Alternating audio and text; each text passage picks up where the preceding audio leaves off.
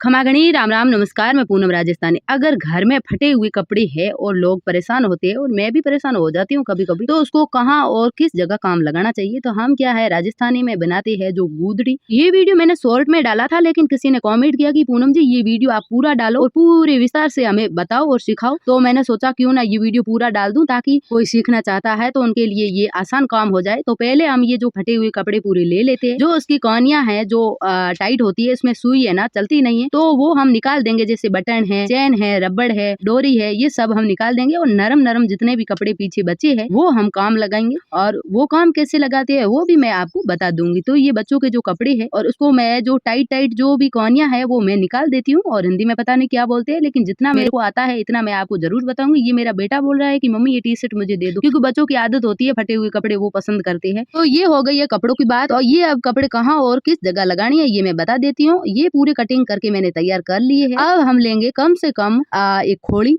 जो कि ये खोड़ी मेरी बनाई हुई थी पहले से। और ओढ़न के लिए खोड़ी होती है कम से कम 6 या 8 मीटर की, और बिछाण के लिए होती है 4 मीटर। और कोई लंबा होता है घर में तो उस हिसाब से हमें बनानी पड़ती है। तो ये खोड़ी मैंने रेडीमेड पहले से ही तैयार करके रखी थी। इस खोड़ी को हम उल्टी कर लेते हैं, उल्टी करके फिर हम बिछा लेंगे, क्योंकि इसको उल्टा करना पड़ता है। जो टोका है जो दिया हुआ वो बाहर आना चाहिए। तो आप भी सोचेंगे कि ये उल्टी करिए तो फिर अच्छा नहीं लगेगा, लेकिन हाँ ये अपने आप है ना सीधी हो जाएगी। और किस हिसाब से होगी वो भी मैं बता दूंगी। अब इसको एकदम सीधा बिछा देते हैं। ये आप देख सकते हो यहाँ का मुंह जो खुला हुआ है और 3 साइड इसके टाँके लगे हुए हैं। और एकदम हमें है ना एकदम इसके अंदर सलवट नहीं होना चाहिए। और उसके ऊपर मैं लगा लेती हूँ चुनड़ी। आप भी सोचेंगे ये चुनड़ी क्यों लगा रही है, क्योंकि इसके ऊपर जो कटिंग किए हुए छोटे छोटे टुकड़े हैं वो इसके अंदर लगाएंगे तो ये है ना बिखरेंगे नहीं, क्योंकि नहीं तो है ना इसकी बिखरने की संभावना ज्यादा होती है, फिर इसमें सुई भी चलेगी नहीं। तो हम राजस्थानी लोग हैं और मैं यहाँ चुनड़ियाँ ओढ़ती हूँ, तो इस चुनड़ी की खोड़ी भी बन जाती है, लेकिन खोड़ी थोड़ी पतली हो जाती है। ये चुनड़ी सूती की है तो चलेगी नहीं। और मैं बना रही हूँ राजस्थानी गुदड़ी, ये भी आपको बता दूं। ये सर्दी के मौसम में ओढ़ने के काम आती है और गर्मी के मौसम में हम बिछा लेते हैं, ओढ़ भी लेते हैं। अब इसके ऊपर मैं लगा लेती हूँ और चुनड़ी, ताकि ये जो कटिंग किए हुए कपड़े इसके अंदर आ जाए और फिर हिलकने की जो संभावना कम होती है। फिर हमारा जो सुई धागा है बहुत अच्छे से आराम से चलेगा। और मेरा राजस्थानी लोकेशन, मेरा घर आपको कैसा लगा ये भी मुझे कमेंट करके जरूर बताना। अब हम इस गुदड़ी को करेंगे सीधा, जो कि पहले उल्टी करी, उसके ऊपर हमने चुनड़ी लगाई सपोर्ट के लिए, बीच में हमने फटे हुए कपड़े लगाए और ऊपर और चुनड़ी लगाई। अब इसको हम सीधा कैसे करेंगे, ये है ना एक अटकल का काम होता है। हमारे राजस्थान में बोलते हैं वो टैलेंट बोलते हैं ना, अब उसको हम बोलते हैं अटकल। तो अब इसका जो मुंह है इधर करके वहां से निकाल देंगे, और दूसरी साइड भी जो डबल है, एक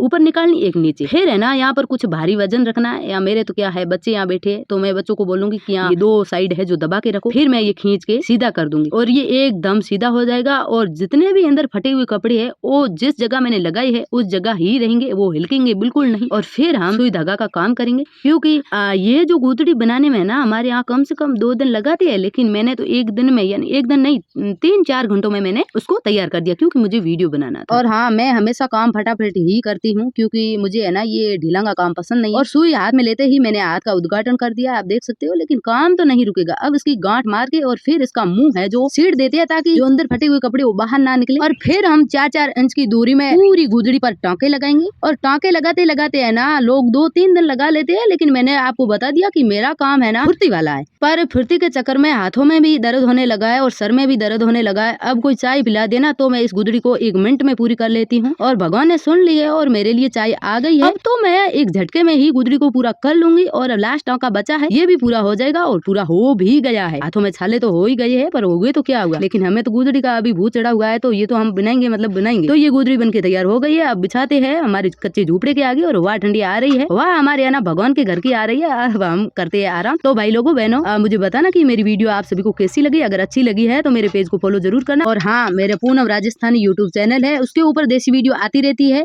तो आप जरूर एक बार विजिट करना। फिर मिलते हैं न्यू वीडियो के साथ।